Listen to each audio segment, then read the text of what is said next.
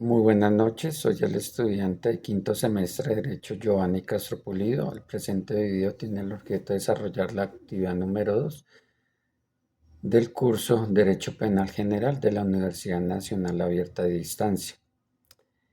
Iniciaré indicando los hechos. José es una persona privada de la libertad de 30 años de vida, quien se encuentra en un establecimiento carcelario de Bogotá, condenado a 15 años por el delito de homicidio.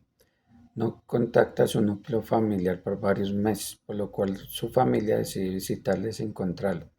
Al preguntar a las autoridades, inicialmente le indican que está recluido en un determinado pabellón. Tiempo después le indica que fue dado de baja por tarjeteada. Desarrollo de los hechos.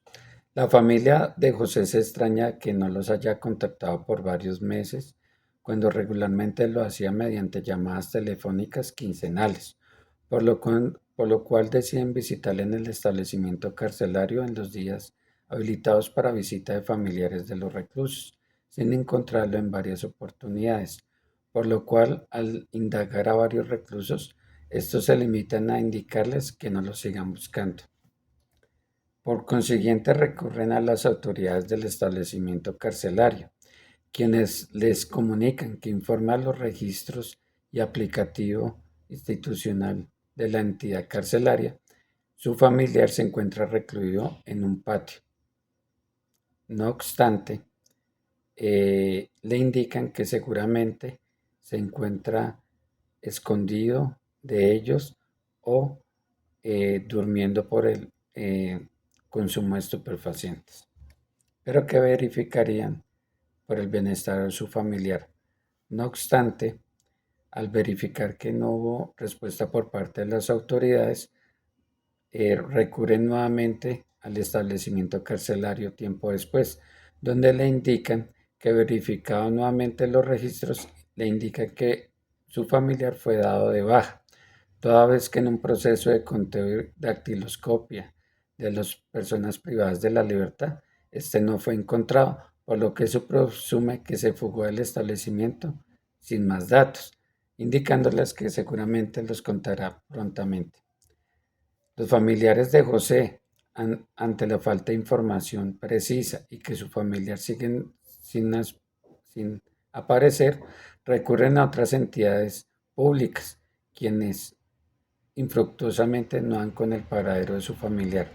Años más tarde, en las versiones de Justicia y Paz de varios exintegrantes de las autodefensas, en sus versiones indican que su familiar fue asesinado y desaparecido al interior del establecimiento carcelario. Coinciden que José fue privado de su libertad en un pasillo de castigo que las autodefensas tenían y que con la anuencia de algunos funcionarios públicos, en especial el director del reclusorio de la época, en este pasillo fue asesinado, que su cuerpo posteriormente fue desmembrado, partes de su cuerpo fueron lanzadas en las alcantarillas, otras fueron sacadas al exterior en el basurero del establecimiento y otras fueron enterradas en el mismo.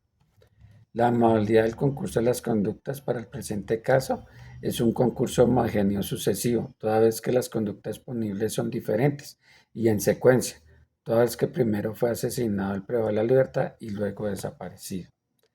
Delitos de acuerdo al Código Penal colombiano.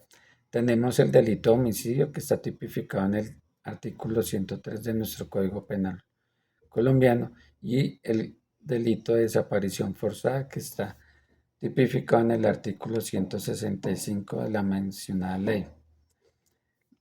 Para el homicidio, como indicamos, está tipificado en el artículo 103.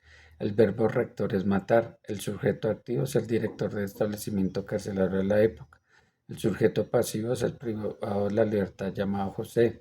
El objeto material es la vida del privado de la libertad. Los elementos subjetivos, la culpa, toda vez que la conducta negligente del director del establecimiento, quien a cambio de sobornos no informó nada al respecto. Agravantes tenemos en el artículo 103A en el numeral I, cuando se someta a la víctima a tratos crueles, inhumanos o degradantes. Adicionalmente, en el artículo 58 del Código Penal, en el numeral 13, indica que cuando la conducta punible fuera dirigida o cometida total o parcialmente al interior de un lugar de reclusión, por quien estuviera privado de la libertad o total o parcialmente fuera del territorio nacional.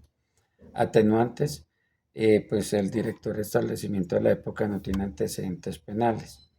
En la desaparición forzada, pues el elemento objetivo es hacer desaparecer, el sujeto activo es el director de establecimiento de la época, el sujeto pasivo el privado de la libertad y el objeto material la privación de la libertad del privado de la libertad o que fue víctima de este delito.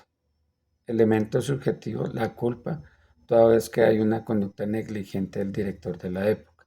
Agravantes, en el artículo 166, en el numeral primero, cuando la conducta se cometa por quien ejerce autoridad y jurisdicción, como en este caso el director del establecimiento carcelario. En el artículo 58, el numeral noveno, la posición distinguía que el sentenciado ocupa en la sociedad por su cargo o posición económica, poder, oficio o ministerio, en este caso pues era el jefe de gobierno del establecimiento carcelario, y atenuantes, la carencia de elementos penales. Este caso, si bien es ficticio, desafortunadamente ocurrió algo similar y estamos conociendo estos hechos gracias a la versión que fue dada por un exdirector del establecimiento carcelario de la Modelo Bogotá, quien se acogió a la Jurisdicción Especial para la Paz. Gracias.